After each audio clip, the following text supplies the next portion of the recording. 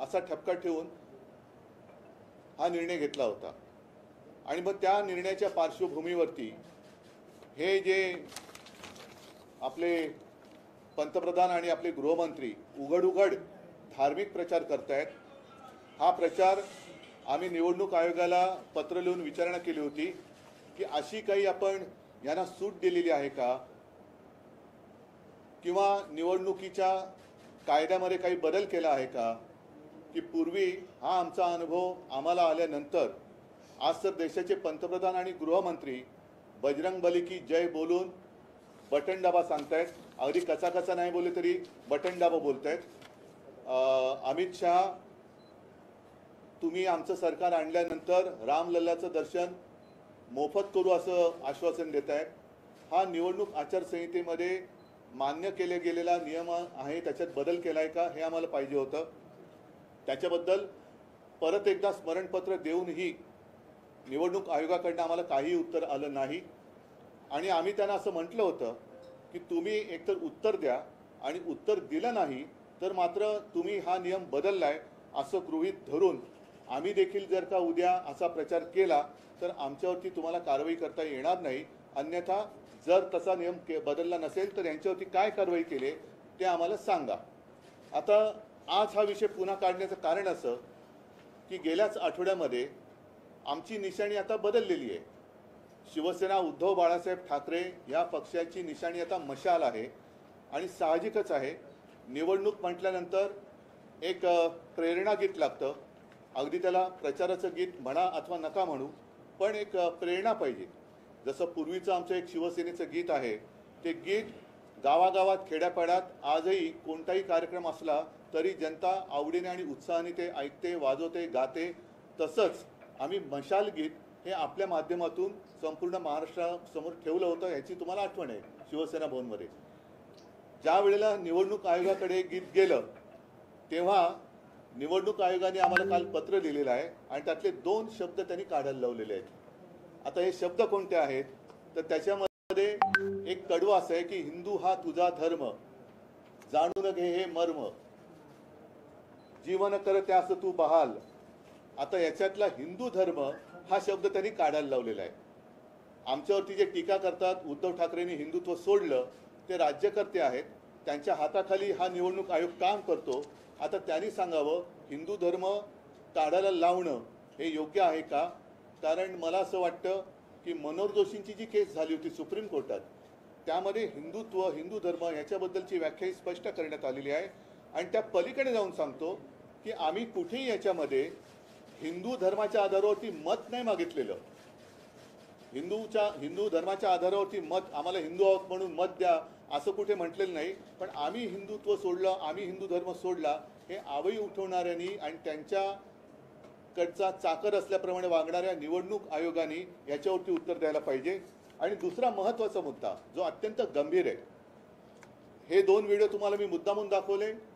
त्याच्यामध्ये आपले तत्कालीन पंतप्रधान, मी तत्कालीन म्हणतो कारण आता निवडणुकीमध्ये सगळं काळजीवाहू असतं, पंतप्रधान असं म्हणालेले आहेत की बजरंगबली की जय बोलून तुम्ही बटन दाबा। अमित शहा म्हणालेत की तुम्ही आम्हाला मत द्या, आम्ही तुम्हाला रामलल्लाचं दर्शन घडू। आम्ही सुद्धा राम भक्त आहोत, आम्ही सुद्धा हनुमान भक्त आहोत। महाराष्ट्राचा विचार केला तर महाराष्ट्रामध्ये आई तुळजाभवानी हे महाराष्ट्राचं कुलदैवत आहे। ज्या तुळजाभवानीने छत्रपती शिवाजी महाराजांना आशीर्वाद दिले। अगदी भवानी तलवारीची सुद्धा एक गोष्ट किंवा एक प्रसंग हा सगळ्यांच्या हृदयामध्ये कोरला गेलेला आहे। कधीही एखाद्या गोष्टीची सुरुवात करताना भवानी झाली काय, भवानी झाली काय असं आपण म्हणतो। आणि गेले कित्येक वर्ष जय भवानी जय शिवाजी ही घोषणा ही जनतेच्या हृदयामध्ये आहे। अगदी महाराष्ट्राच्या कडे कपारीत, काना कोपऱ्यात, गल्ली बोळात सगळीकडे जय भवानी जय शिवाजी ही घोषणा आहे।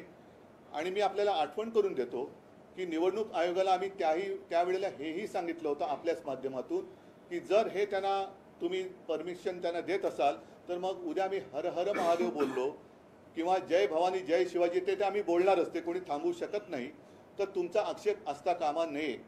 आता ते गीत जे आम्ही तुमच्या माध्यमातून जनतेसमोर दिलं होतं, त्या गीतामध्ये त्या गाण्याचा जोश एक वाढतोय आणि त्याच्यात बॅकग्राऊंडला ज्याला आपण कोरस म्हणतो किंवा बॅकग्राऊंड म्हणतो त्याच्यात जय भवानी जय शिवाजी ही घोषणा आहे आणि त्या घोषणेमधल्या जय भवानी हा शब्द काढा हा निवडणूक आयोगाचा आम्हाला लेखी फतवा आलेला आहे. आम्ही कोणत्याही परिस्थितीत जय भवानी हा शब्द काढणार नाही. निवडणूक आयोगाने आमच्यावर कारवाई करणार असाल तर पहिलं मोदीजी आणि शहाजींवरती कारवाई करावी आणि मग महाराष्ट्राच्या कुलदैवताचा अपमान तुम्ही केलात हा जर का मी आरोप केला तर त्याला निवडणूक आयोगाकडे उत्तर आहे काय.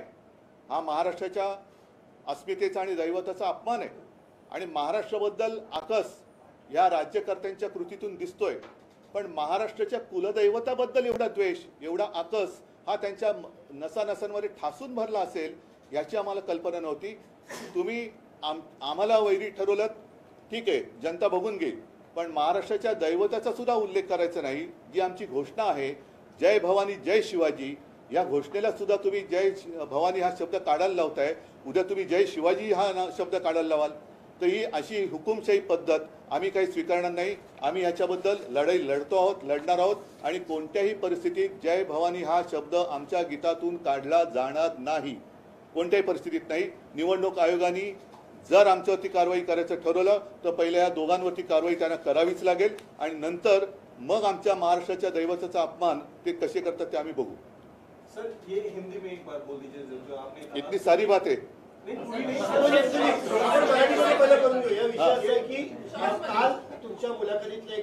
मुलाखतीचा विषय सोडा. ये जो नोटिस आपको आई है ना, ये नोटिस किस पर्सपेक्टिव में आई है और आपने जो ठीक है, मैं सारी बातें बताने की कोशिश करता हूँ. आपको शायद याद होगा कि कुछ दिन पहले जब मध्य प्रदेश के चुनाव चल रहे थे, कर्नाटका के चल रहे थे, तेलंगाना के चल रहे थे, उस वक्त मोदी जी ने और अमित शाह जी ने दो बातें कही थी प्रचार करते हुए. एक तो मोदी जी ने कहा था कर्नाटका में कि जब आप चुनाव के लिए मत देने के लिए जाएंगे तो बजरंगबली की जय बोलकर आप बटन दबाइए. और अमित शाह जी ने कहा था कि आपको रामलला का दर्शन चाहिए कि नहीं चाहिए, खर्चा होगा कि नहीं होगा, तो सारी जनता कहती है कि होगा. तो उन्होंने उनको आश्वस्त किया था. ये उनका प्रचार जब भाषण किया उसमें का मैंने आपको एक हिस्सा दिखाया कि आप अगर यहाँ भाजपा की सरकार बनाओगे तो आप सभी को रामलला का दर्शन हम फ्री में कराएंगे. और उसके बाद हमने चुनाव आयोग को एक खत लिखा था, वो खत आज भी मेरे हाथ में है. और उसमें हमने पूछा था कि जो बात मैं तो अन्याय कहता हूँ लेकिन न्याय उन्होंने मेरे पिताजी के बारे में किया था, हिंदू हृदय सम्राट बाला साहब ठाकरे जी के बारे में. उनका तो मतदान करने का अधिकार छीना गया था 6 साल के लिए जब अटल जी प्रधानमंत्री थे और उनको चुनाव लड़ने के लिए 6 साल के लिए पाबंदी लगाई थी. खैर वो तो कभी चुनाव नहीं लड़ना चाहते तो वो बात अलग है. लेकिन अब कुछ बदलाव उसमें आपने किया है क्या कि उस वक्त जो गुनाह माना जाता था उसमें आपने कुछ बदलाव कर कुछ चीज़ें लाई है क्या नहीं, तो हमें अवगत करें. और अगर नहीं करेंगे तो हम ऐसे मान लेंगे कि आपने बदलाव किया है, अन्यथा प्रधानमंत्री और देश के गृह मंत्री ऐसी बात नहीं कर सकते. तो खैर उसके बावजूद उन्होंने कुछ हमें उत्तर तो नहीं दिया. हमने एक स्मरण पत्र भी दिया, अब तक उत्तर नहीं आया. कल अचानक हमें एक इलेक्शन कमीशन से लेटर आ गया, लव लेटर जैसे. और कुछ दिन पहले शायद 8-10 दिन पहले हमने एक शिवसेना का नया गीत, क्योंकि अब हमारा चुनाव जो चिन्ह है उसमें हमने बदल किया है, अब तो मशाल आ गई है. तो मशाल के लिए हमने एक गीत बनवाया और आपके माध्यम से पूरी जनता को दे दिया. उसमें 2 शब्द उन्होंने कहा है कि आप निकालो. एक तो है हिंदू हा तुझा धर्म. तो हिंदू हा तुझा धर्म कहने में गलत क्या है? हमने हिंदू धर्म के आधार पर कोई वोट तो नहीं मांगे.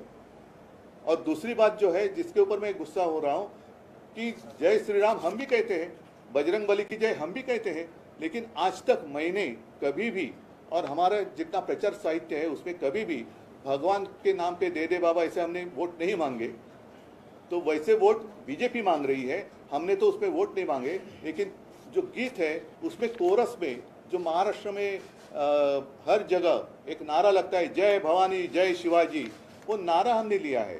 तो चुनाव आयोग ने कहा है कि उसमें से जय भवानी शब्द निकालो. आप कौन होते हो? भवानी माता हमारी कुलदेवता है, तो उसका स्मरण करना क्या गुनाह है? हमने ऐसे नहीं कहा कि जय भवानी कहकर आप वोट दे दो. या भवानी माता की जय जो कहेंगे उसको वोट दे दो, तो ये हम कभी भी स्वीकार नहीं करेंगे। और अगर चुनाव आयोग हमारे ऊपर कार्रवाई करने की कोशिश करे तो हम कहेंगे पहले इन दोनों के पर करो और बाद में हमारे ऊपर करो। लेकिन महाराष्ट्र की जो कुलदेवता है भवानी माता, उसका उल्लेख हम तो जरूर करेंगे और उसका अपमान हम नहीं सहेंगे। ठीक आहे, कालचं झालं, कालचा विषय काल संपला।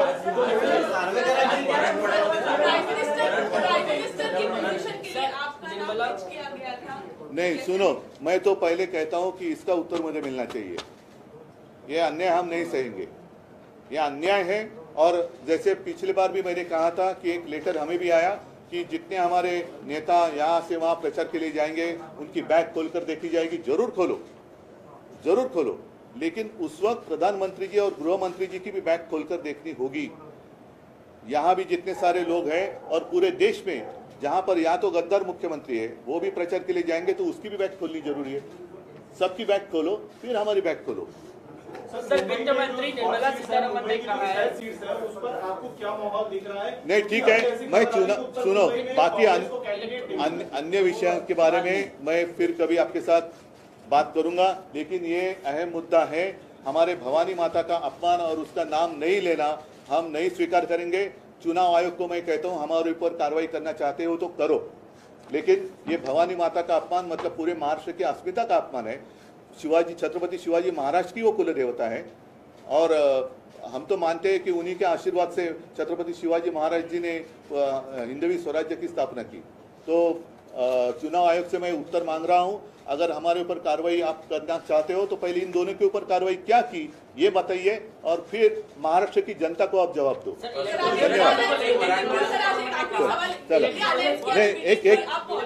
एक मिनट, मैं फिर से एक बार कहता हूं कि कृपा कर समझ लीजिए, बाकी अन्य मुद्दों के लिए तो हम तो बार बार मिलते रहेंगे, उसमें कोई दो राय नहीं है। आज भी मेरी मीटिंग है, वहाँ भी मुझे जो कुछ कहना है कहूँगा, लेकिन ये मुद्दा महाराष्ट्र के लिए अहम है और ये नज़रअंदाज हम नहीं कर सकते। Thank you.